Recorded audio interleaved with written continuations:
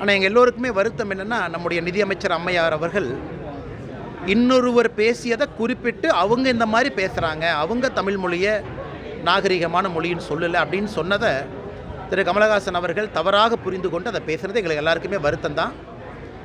இது பாராளுமன்றத்தில் அண்ணன் கமலஹாசன் அவர்களுடைய பார்வைக்கு இது சென்ற பிறகு நிச்சயமாக ஒரு தன்னை திருத்தி தான் தவறான புரிதலோடு திரு நிதியமைச்சர் அவர்களை பற்றி பேசியிருக்கோம் அப்படின்னு கமலஹாசன் ஐயா சொல்லுவாங்கிற நம்பிக்கை இருக்குது.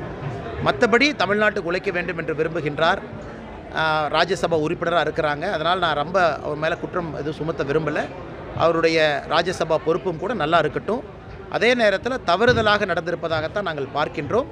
அது கமலஹாசன் அவர்களுடைய கவனத்திற்கு சென்றிருப்பதாக நாங்கள் அறிகின்றோம். அடுத்த முறை பேசுவதற்கு வாய்ப்பு கிடைக்கும் பொழுது இந்த திருத்தத்தை அங்கே பதிவு செய்வாங்க நாங்கள் நம்புகிறோம். இல்லைங்கண்ணா, எப்பொழுதுமே ஆக்கம் ஊக்கம் எப்பொழுதுமே புதிதாக வருபவர்களுக்கு எப்போவுமே இருக்கும். அரசியல் நாகரிகம் அப்படின்னு இருக்குது, லக்ஷ்மண ரேகா இருக்குது, அது எல்லோரும் கடக்கக்கூடாது அப்படின்னு தான் சொன்னேன். மற்றபடி அவருடைய கட்சி அவருடைய கொள்கைங்கன்னா திரு விஜய் அவர்கள் மக்கள் முன்னாடி அதை வைக்கட்டும். நாங்கள் தேசிய ஜனநாயக கூட்டணியுடைய கொள்கையை வைக்கிறோம், மக்கள் முடிவு செய்வாங்க. தலைவா பாருங்க, இவங்க அரசியல் கட்சியை சாராதவங்க, அவரையும் வச்சு பதில் சொல்றது அவருக்கு தர்ம சங்கடமாயிரும்.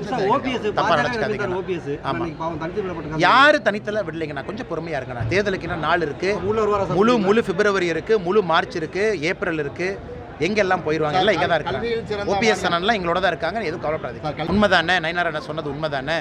எனக்கு எங்கே பார்த்தாலும் கூட கல்வி கூடங்கள்லேயே கஞ்சா விற்கும் அளவுக்கு நிலைமை போயிருக்கும் பொழுது எப்படி கல்வியில் சிறந்த மாநிலம் நம்முடைய தமிழ் மாநிலம் எப்படி சொல்லாங்கன்னா, புள்ளி விவரத்தை பாருங்கள். தென்னிந்தியாவில் கடைசியில் இருக்கும் லேர்னிங் இண்டிகேட்டர்ஸை பாருங்கள். Status of learning outcome CBSE publish பண்ணுறாங்க ஒரு ஆண்டும் கூட. அதில் பாதாளத்தில் தமிழ்நாடு இருக்குது. கல்வி கூடங்கள்லேயே கஞ்சாவை விற்கும் அளவுக்கு தமிழகத்தில் திராவிட முன்னேற்ற கழகத்தினுடைய ஆட்சியை கொண்டு வந்து நிறுத்தியிருக்கிறார். என்னை பார்த்து அப்படியாக நான் தெரியுது. மாவட்ட தலைவர் இங்கே இருக்கிறாரு, மூத்த தலைவர்கள் இங்கே இருக்கிறாங்க, எல்லாத்தோடு நின்று கொண்டிருக்கின்றோம். எல்லா அன்போடு எங்களை இங்கே வர வேண்டும் என்று சொல்லியிருந்தார்கள். அன்பு கட்டுப்பட்டு தெற்கோஷ்டியூரில் இருக்கிறோம். பார்த்து அப்படியாக நான் தெரியுது. மாநில தலைவராக பொறுப்பு வச்சா நீங்கள் வந்து 6 தொகுதி பொறுப்பாளராக எப்படி நீங்கள் பணி செய்வீங்க? அதுக்கு தான் நீங்கள் வந்து வெளியில் போனதா? இல்லை, வேறு எல்லா வேலையும் நம்ம செய்கிறோம். இது அரசியல் அதிகமாக பேச வேண்டாங்கன்னா கோவில் இருக்கும் இருந்து நீங்கள் காலையிலேருந்து இருக்கிறனால நம்ம பதில் சொல்லிட்டு இருக்கோம். இன்னொரு சந்தர்ப்பம் இருக்கும்போது நம்ம பேசுவோம். வந்து விசக்கிரிமி அதை வந்து பரவக்கூடாது கனிமொழி சொல்கிறாப்புல. இந்திய வந்து கையில் பிடிச்சாலே காங்கிரஸ் வந்து வெளில போச்சு, அதே மாதிரி பாஜக வெளில போய் சொல்லி சொல்கிறாப்புல சார். கனிமொழி அக்காங்களா? கனிமொழி அக்காக்கு நான் ஒரு பதில் சொன்னேன் பார்த்தீங்களாண்ணா.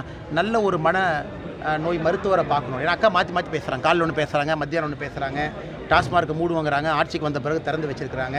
அதனால் கனிமொழி அக்கா வந்து இன்றைக்கி ரொம்ப வேலை அதிகப்போல் அதிகமாகிடுச்சு. அக்காவுக்கு நிறைய ஊராக போய் திமுகவினுடைய தேர்தல் பணிக்குழு வேலை செய்கிறனால அக்காவுக்கு வேலைப்போல் அதிகமாகிடுச்சு. அதனால தான் அக்கா அப்படி பேசுகிறாங்க. நல்ல மருத்துவர் அக்கா பார்த்தாங்கன்னா அக்கா சரியாயிருக்கும். தேங்க்யூ.